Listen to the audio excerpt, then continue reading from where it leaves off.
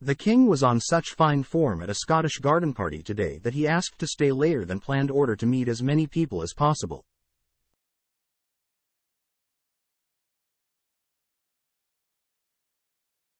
His Majesty, accompanied by the Queen and the Duke and Duchess of Edinburgh, greeted hundreds of the 8,000 guests gathered at the palace of Holyroodhouse, his official Scottish residence.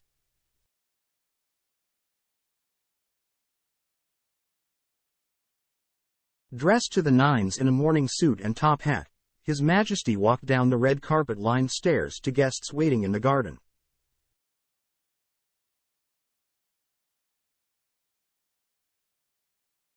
Tess said afterwards that His Majesty, who has a number of homes in Transylvania and visits the region regularly, that he told her that he knew the breed, which is normally used for guarding.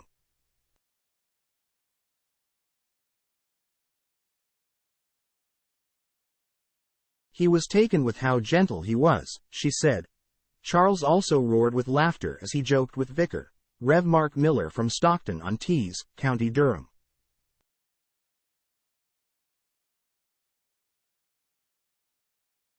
Mr. Miller said afterwards, "I told His Majesty welcome to the fun section and he was in hysterics.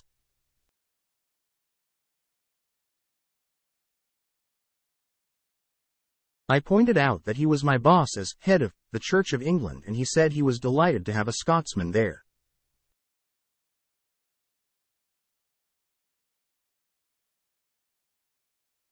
He also said he knows Stockton Parish Church well. Meanwhile, Queen Camilla, elegant in a turquoise Fiona Clare dress and coat with a Philip Tracy hat and one of the late Queen's brooches, also set out to shake as many hands as possibly.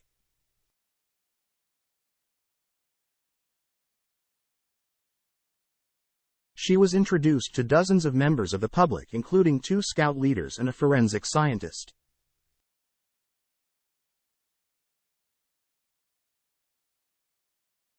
"It certainly keeps me busy," the woman said in response to Her Majesty's inquiries.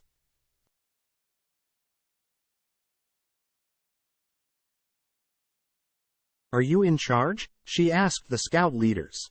"We are meant to be, but sometimes I wonder," she was told and laughed.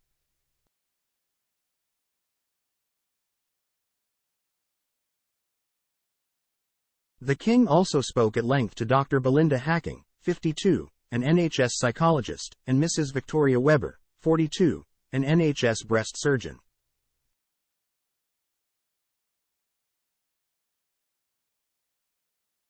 They are the First Lady High Constables in 800 years at the Palace of Holyroodhouse.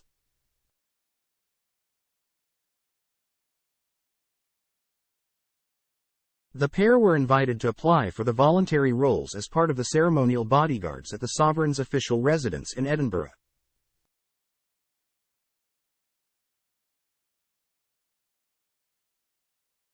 Created in the early 16th century to protect the monarch in residence at Holyrood, as well as to guard the palace and abbey, they enforce law and order within the precincts of the palace and the Holyrood Abbey Sanctuary and are said to be the oldest statutory police force in the world.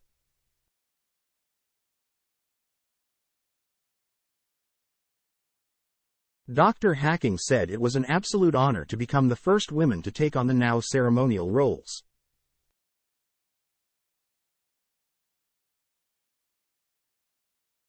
Mrs. Webber added, "People have been really intrigued and interested. It's a ceremonial role and we have our day jobs, but it's been wonderful so far and a huge honor to be here with their Majesties today."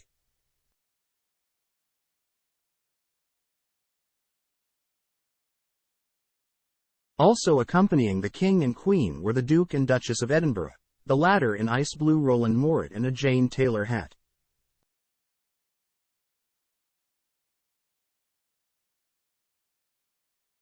After meeting the crowds, which were comprised of notable members of Scottish communities and representatives from many of the charities they support, the family group went to the royal tea tent for refreshments.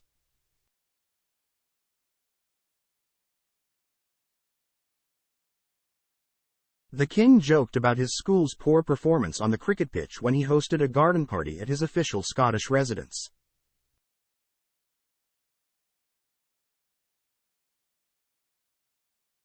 Charles and Queen Camilla welcomed about 8,000 visitors to the Palace of Holyroodhouse during the first day of their official stay in Edinburgh, known as Holyrood Week, and were joined at the social event by the Duke and Duchess of Edinburgh.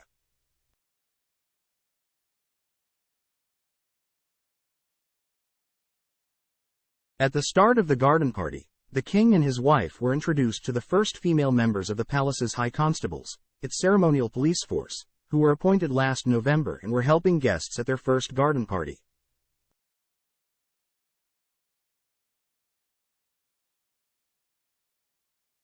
When Charles met Jacqueline and Trevor Hills from Nairn, a seaside resort in the Scottish Highlands, the talk quickly turned to the sound of Leather on Willow, as cricket is known to fans.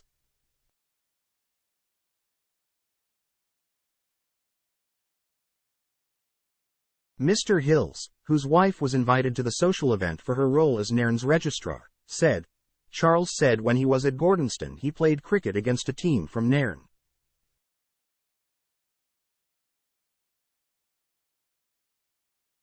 I was debating whether to ask the score when he said his school lost, but he did have the highest score, although he said it wasn't very much."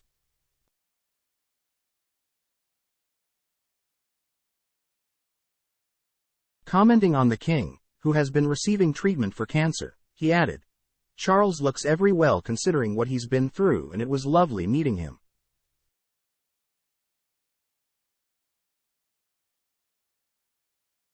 The new palace constables were Victoria Webber, 42, a breast surgeon, and Belinda Hacking, 52, a psychologist, who said they applied for the posts after hearing about them and sent in their CVs as requested and had a short interview.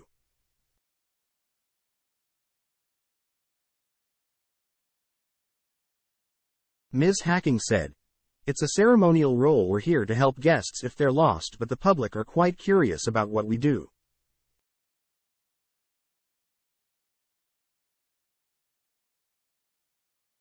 The two constables carried batons like their other male colleagues, but the wooden symbols of office were for display and not to keep the crowds in order.